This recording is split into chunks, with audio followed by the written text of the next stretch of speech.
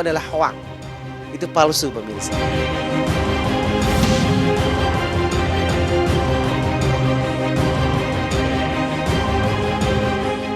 Cepat lambat pasti Anda ketangkap. Pasti.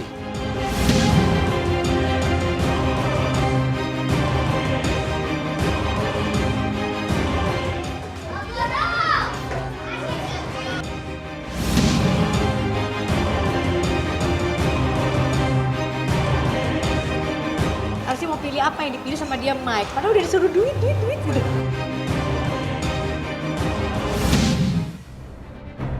Memang percaya yang gaib sesuatu yang diwajibkan. Alif lam mim dzalikal kitabul la raiba fihi hudal lil muttaqin alladzina yu'minuna bil ghaib. Itu kan memang kekuasaan dari Allah ya. Memang itu sebuah fenomena alam tapi bukan berarti sesuatu yang misterius. Itu udah terjadi dari dulu, sejak dulu emang udah terjadi. Itu adalah hoak. Itu palsu pemirsa. Mitos itu manis-manis tos dah jelas buat saya. Namanya mitos. Mitos kan sesuatu yang tidak bisa dibuktikan. Jangan terlalu mengambil kesimpulan tentang adanya berita apapun itu. Tapi kalau memang itu benar ya baru kita bisa mengatakan hal seperti itu. Tapi kalau tidak kan yang ada kita bisa salah berbicara itu kan berbahaya juga.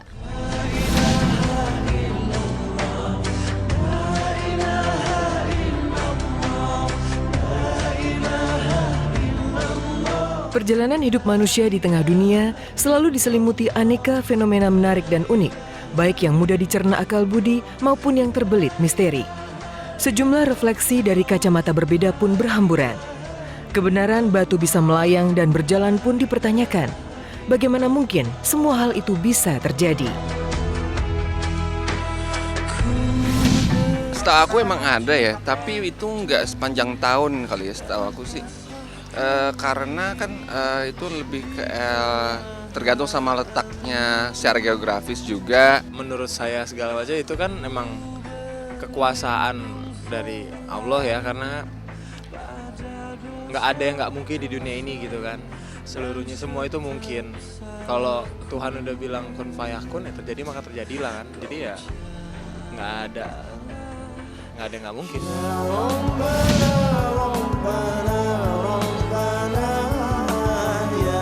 Terlepas dari aneka pandangan yang ada, sebuah batu bisa melayang sebenarnya terjadi karena adanya medan magnet yang kuat di bawah batu tersebut.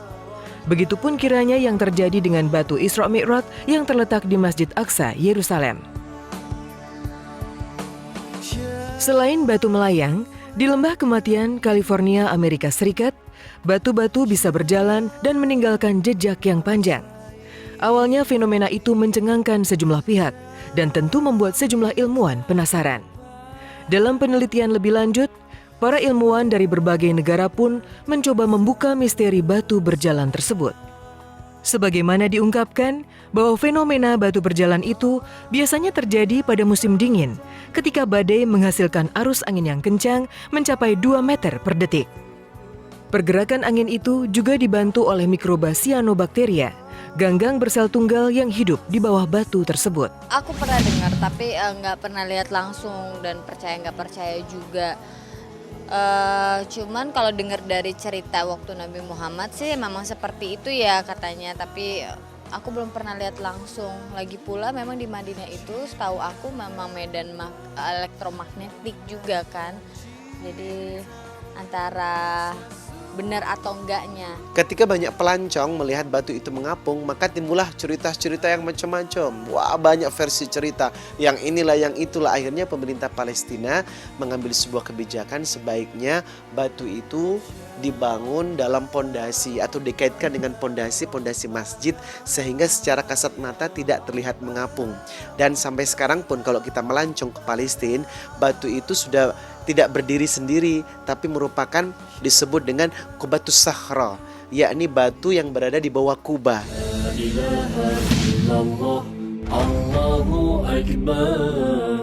Ya, kehadiran sebuah fenomena memang seringkali dikaitkan dengan hal-hal bermuatan religius.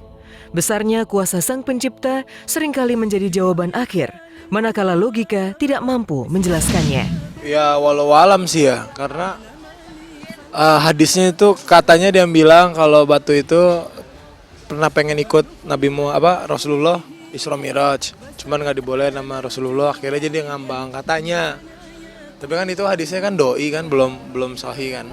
Ada yang bilang juga batunya itu pas diteliti lagi sama peneliti, ternyata ada manipulasi, katanya ada manipulasi gambar, dihapus itunya bawahnya. Jadi ya saya sih walau alam sih ya, percaya atau nggak percaya. Dalam kitab Isra Mi'raj karya Khalid Sayyid Ali dikatakan kalau ternyata ketika Rasulullah pergi ke Baitul Maqdis, sebelum menaiki Burak, Rasulullah memang berpijak pada satu batu besar yang disebut dengan Qubbatul Mi'raj, atau disebut dengan satu sakhra Baitul Maqdis, atau sekarang yang disebut dengan Qubbatus Sakhra. Nah, batu itu pijakan Nabi ketika akan naik ke Burak sebelum berangkat menuju ke langit. Dalam buku itu dijelaskan kalau ternyata itu merupakan tanda-tanda kebesaran Allah yang ingin ditunjukkan, kalau memang inilah sebuah peristiwa yang akbar yang rasanya secara logika tidak bisa dibuktikan. Sampai sekarang pun peristiwa Isra dan Mi'raj kalau dilogikakan susah diterima dengan ilmu pengetahuan dan sains modern. Karena kondisi Rasulullah terbang ke langit dengan tubuh kasar harusnya hancur dengan kecepatan cahaya, pemirsa. Namun sekali lagi dibuka dengan kalimat Subhanalladzi asra, Maha suci Allah yang memperjalankan. Kita harus percaya kepada kegaiban yang dimana tidak semua bisa dilogikakan atas tanda-tanda kebesaran Allah. Tidak hanya itu, di tengah bangsa yang memiliki banyak legenda dan mitos, sebuah fenomena juga dikaitkan dengan hal-hal mistis. Logika dan iman pun kian hari kian ditantang. Keindahan dan keunikan sebuah fenomena kabur tertelan anggapan mistis yang terkuak. Memang itu sebuah fenomena alam, tapi bukan berarti itu sesuatu yang misterius. Itu udah terjadi dari dulu, sejak dulu emang udah terjadi. Itu suatu hal yang wajar sih. Memang percaya yang goib sesuatu yang diwajibkan. Alif lam mim dzalikal kitabul la raiba fihi hudal lil muttaqin alladzina yu'minuna bil goib. Orang percaya pada goib, tapi goib apa? Itu yang harus kita masalahkan. Kalau adanya sesuatu kekuatan di luar kekuatan kita, ya benar, ya adalah kekuatan Allah Subhanahu wa taala. Mistik atau enggaknya itu kan pendapat kita ya, kita masing-masing gitu ya kan. Kalau untuk orang yang modern itu pasti pikirannya yang di luar dari logika, pasti kan orang mikir gitu kan. Tapi balik lagi yang tadi saya bilang, kalau saya sih mikirnya ya semua itu hal-hal apapun itu yang nggak ada yang nggak mungkin gitu. Itulah keunikan masyarakat Muslim Indonesia. Harusnya kita bisa melihat dari kacamata yang lebih real ya. Karena Islam itu adalah agama yang mengajak kita untuk berpikir sehat dan cenderung bisa diterima oleh akal yang sehat. Nah, kalau kita mengaitkan dengan peristiwa-peristiwa yang tidak ada runtunannya secara hadis atau tidak ada kabar secara otentik dari kabar Rasulullah dan lain sebagainya, maka jangan gampang untuk menerima cerita-cerita bohong. Kehadiran sebuah fenomena juga merupakan kesempatan berarti bagi setiap insan untuk merefleksikan keberadaannya di jagat ini. Setidaknya fenomena mengajak manusia untuk menjaga relasinya dengan Yang Maha Kuasa, sesama, dan seluruh ciptaan. Realnya memang mengapung. Namun gambar-gambar yang beredar di internet itu adalah hoax. Itu palsu, pemirsa. Saya bisa menjelaskan beberapa kaidah gambar yang rasanya batu besar itu seperti begini. Kemudian rasanya beberapa meter di atas permukaan itu mengapung, itu hoax. Sebenarnya itu menyatu, cuman dihapus. Jadi apa yang sudah disebarkan di internet itu adalah palsu dan tidak benar. Kenyataannya batu itu sekarang sudah tidak mengapung lagi. Di bumi ini cuma sebentar ya. Emang cuma dititipin, emang cuma mampir sebentar. Kalau misalkan di Muslim itu diajarin kalau kita meneteskan satu tetes air di lautan itu ya bumi ya setetes air itu ya sisanya nanti ya lautan itu, berarti kan kecil banget. Jadi ya apa ya, kita cuma numpang lewat, nah makanya kita waktu kita yang singkat sekali di bumi ini kita manfaatkan sebaik-baiknya untuk bisa berbuat kebaikan, bisa beribadah gitu.